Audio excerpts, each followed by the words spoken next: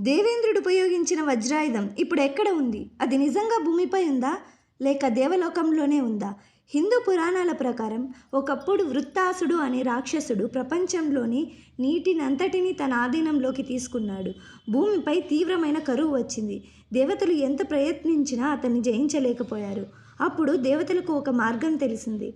ఒకే ఒక ఆయుధం వృత్తాసురుని సంహరించగలదు. అది దధీచి మహర్షి ఎముకలతో తయారైన ఆయుధం. లోకక్షేమం కోసం దధీచి మహర్షి తన ప్రాణాలను త్యాగం చేశారు. ఆయన ఎముకలతో దివ్యశిల్పి అయిన విశ్వకర్మ ఒక మహా ఆయుధం తయారు చేశారు. అదే వజ్రాయుధం. వజ్రాయుధంతో ఇంద్రుడు వృత్తాసురుణ్ణి సంహరించాడు. దాంతో ప్రపంచానికి తిరిగి నీరు మరియు జీవం లభించాయి. పురాణాల ప్రకారం ఈ వజ్రాయుధం ఇప్పటికీ స్వర్గలోకంలో ఇంద్రుడి వద్దనే ఉందని చెబుతారు. కానీ భూమిపై దాని ప్రతీకను నేపాల్లోని ఆ స్వయంభునాథ్ స్తూపం దగ్గర ఒక భారీ వజ్ర రూపంలో చూడవచ్చు. అందుకే వజ్రాయుధం శక్తికి మాత్రమే కాదు, త్యాగానికి కూడా ప్రతీకగా నిలిచింది. Thank you for watching.